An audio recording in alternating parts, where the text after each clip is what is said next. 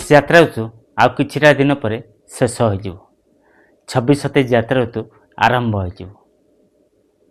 ସେହି 25-26 ଯାତ୍ରା ଋତୁର ଶେଷ କ୍ୟାମ୍ପ ଜୁନ୍ ମାସରେ କୋଣାର୍କ ଗଣନାଟ୍ୟ କେଉଁ କେଉଁ ଜାଗାରେ କରିବା ପାଇଁ ଯାଉଛି।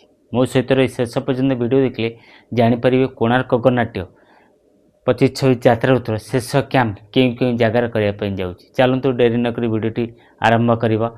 ଜୟ ଶ୍ରୀ ଜଗନ୍ନାଥ। ଆପଣମାନଙ୍କୁ ସ୍ୱାଗତ କରୁଛି ରକେଶନ ଯାତ୍ରା ଗପସପ ରାଜେନ୍ଦ୍ର ବେହେରା ଫେସବୁକ୍ ଆଇଡି। ଆଜି ମୁଁ ଭିଡ଼ିଓ ମାଧ୍ୟମରେ ଆପଣମାନଙ୍କୁ ଜଣାଇବି କୋଣାର୍କ ଗଣନାଟ୍ୟର 25-26 ଯାତ୍ରା ଋତୁର ଶେଷ କ୍ୟାମ୍ପ ବିଷୟରେ। ଜୁନ୍ ମାସରେ କେଉଁ କେଉଁ ଜାଗାରେ କ୍ୟାମ୍ପ କରିବା ପାଇଁ ଯାଉଛି ଆଉ ଶେଷ କ୍ୟାମ୍ପଟି ପର୍ଟିକୁଲାର କେଉଁ ଜାଗାରେ କରିବ। ଚାଲନ୍ତୁ ଡେରି ନକରି ଆରମ୍ଭ କରିବା।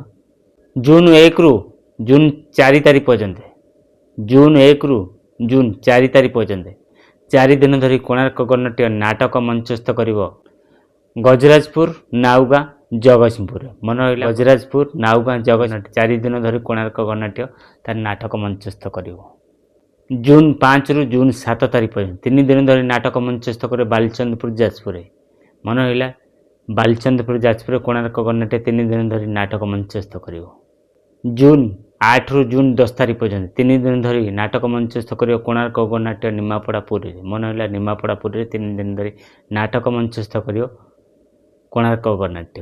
ଜୁନ୍ 11ରୁ ଜୁନ୍ 13 ପର୍ଯ୍ୟନ୍ତ 3 ଦିନ ଧରି ନାଟକ ମଞ୍ଚସ୍ଥ କରିବ କୋଣାର୍କ ଗଣନାଟ୍ୟ ଅଳସନା, ଚନ୍ଦନପୁର, ପୁରୀରେ। ମନେ ରହିଲା, ଅଳସନା, ଚନ୍ଦନପୁର, ପୁରୀରେ କୋଣାର୍କ ଗଣନାଟ୍ୟ 3 ଦିନ ଧରି ନାଟକ ମଞ୍ଚସ୍ଥ କରିବ।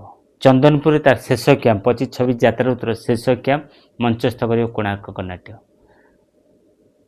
ଆପଣମାନେ ଜାଣିପାରିଲେ ମୋ ଭିଡ଼ିଓ ମାଧ୍ୟମରେ କୋଣାର୍କ ଗଣନାଟ୍ୟ ଶେଷ କ୍ୟାମ୍ପ କେଉଁ ଜାଗାରେ ହେଉଛି। ଜୁନ୍ ମାସରେ କେତୋଟି କ୍ୟାମ୍ପ କରି ତାର 25-26 ଯାତ୍ରା ଋତୁର ଚାପ୍ଟର କ୍ଲୋଜ୍ କରିବ।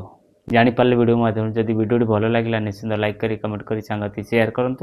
ଯଦି ନୂଆ କରି ଆମ ଚ୍ୟାନେଲ ଭିଡ଼ିଓ ଦେଖୁଛନ୍ତି ତାହେଲେ ଆମ ଚ୍ୟାନେଲକୁ ସବସ୍କ୍ରାଇବ୍ କରି ରଖନ୍ତୁ। ଯଦି ଫେସବୁକ୍ ଦେଖୁଛନ୍ତି ଫେସବୁକ୍ ଆଇଡ଼ିକି ଫଲୋ କରି ରଖନ୍ତୁ। ସବୁବେଳେ କହିଛି ରାଜେନ୍ଦ୍ର ବେହେରା ଫେସବୁକ୍ ଆଇଡ଼ି ରକେଶନ ୟୁଟ୍ୟୁବ୍ ଚ୍ୟାନେଲ ଯାତ୍ରା ଫ୍ରେଶ୍ ଖବର ପାଇପାରିବେ। ଆଶା କରୁଛି ଆପଣମାନେ ସମସ୍ତେ ଭଲରେ ଥିବେ ଆଉ ସୁସ୍ଥ ବି ଥିବେ। ପୁଣି ଦେଖା ହେବ ଆଉ ଏକ ଯାତ୍ରା ଭିଡ଼ିଓରେ। ଜୟ ଶ୍ରୀ ଜଗନ୍ନାଥ।